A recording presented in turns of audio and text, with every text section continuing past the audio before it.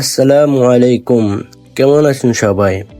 আজকে আমি একটা গুরুত্বপূর্ণ বিষয় নিয়ে কথা বলবো।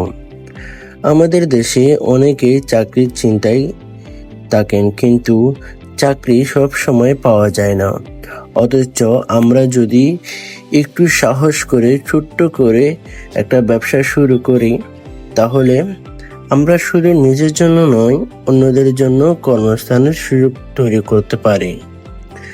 আজকে আমি আপনাদেরকে বলবো এমন 4টা ব্যবসার কথা যেগুলো কখনোই বন্ধ হবে না।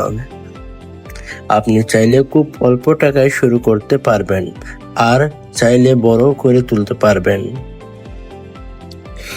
প্রথমে একটা বিষয় মাথায় রাখতে হবে, চাকরিতে আপনার আয়ের একটা সীমা আছে, কিন্তু ব্যবসায় আপনার আয়ের সীমা নেই। তবে ব্যবসা শুরু করার আগে আপনার মানসিকতা প্রস্তুতি থাকা দরকার। ঝুঁকি থাকবে, কষ্ট করতে হবে, ধৈর্য ধরতে হবে। সবচেয়ে বড় কথা হলো শুরুটা ছোট করতে হবে, কিন্তু স্বপ্নটা বড় রাখতে হবে। এখন চলুন দেখে নিই সেই 4টা ব্যবসা কি। প্রথম ব্যবসাটা হলো খাদ্যের ব্যবসা। খাবারের চাহিদা কখনোই শেষ হবে না। মানুষ বাঁচতে হলে খেতে হবে, তাই খাবার সম্পৃক্ত ব্যবসা সবসময় লাভজনক। উদাহরণ, আপনি চাইলে ছোট একটা হোটেল বা রেস্টুরেন্ট খুলতে পারেন। ঘরে বসে হোমমেড ফুড বানিয়ে অনলাইনে ডেলিভারি করতে পারেন। ফাস্টফুড শপ, কফি শপ কিংবা বেকারি, সবকিছুই চাহিদা আছে। কিভাবে শুরু করবেন? প্রথমে লোকেশন ঠিক করতে হবে। যেখানে বেশি মানুষ চলাফেরা করে সেই জায়গায় দোকান দিলে গ্রাহক সহজেই খুঁজে পাবে। যদি বেশি টাকা না থাকে তাহলে অনলাইনে ছোটভাবে শুরু করুন। ফেসবুক, ইনস্টাগ্রাম কিংবা ফুড ডেলিভারি অ্যাপে আপনার খাবার বিক্রি করতে পারেন। মান বজায় রাখুন। একবার গ্রাহক ভালো খেয়ে সন্তুষ্ট হলে তারা বারবার আপনার কাছে থেকেই কিনবে। দ্বিতীয় ব্যবসাটা হলো পোশাক ও ফ্যাশন। আমাদের দেশে সবসময় পোশাকের চাহিদা থাকে। ঈদ, পূজা, বিয়ে, অনুষ্ঠান মানুষ নতুন কাপড় কিনে। উদাহরণ, অনলাইনে কাপড় বিক্রি করতে পারেন। টেলারিং কিংবা বুটিক খুলতে পারেন। রেডিমেড পোশাক কিনে খুচরা বিক্রি করতে পারেন। কিভাবে শুরু করবেন? প্রথমে অনলাইনে মার্কেটিং শিখে নিন। ফেসবুক পেজ বানিয়ে কাপড়ের ছবি পোস্ট করুন।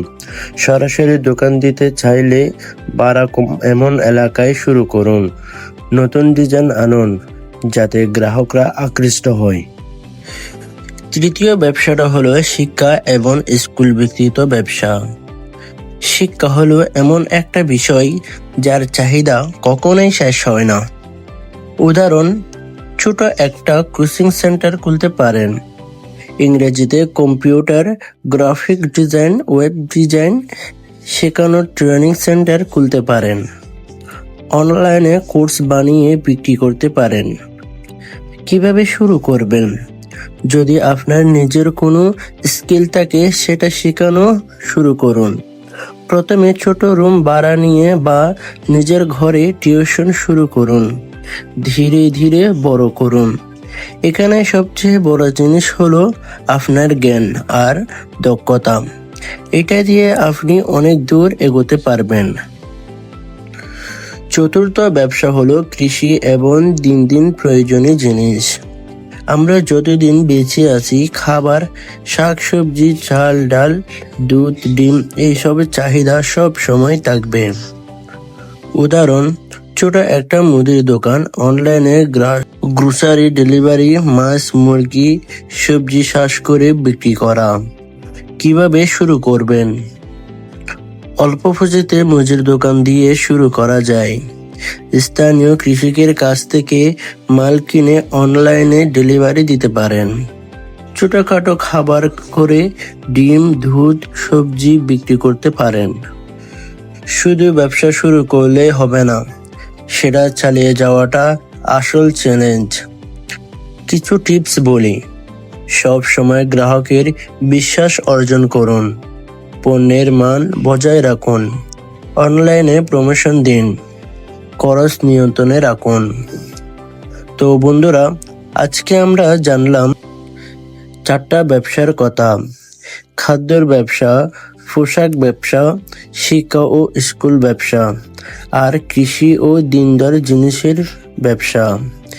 এই 4টা ব্যবসা কখনোই বন্ধ হবে না। আপনি চাইলে আজ থেকে ছোট করে শুরু করতে পারেন। মনে রাখবেন, চাকরি হয়তো আপনাকে সীমিত আয় দিবে, কিন্তু ব্যবসা আপনাকে স্বাধীনতা দিবে। যদি ভিডিওটি ভালো লাগে তাহলে লাইক দিন, বন্ধুদের সাথে শেয়ার করুন, আর অবশ্যই চ্যানেলটি সাবস্ক্রাইব করে রাখুন।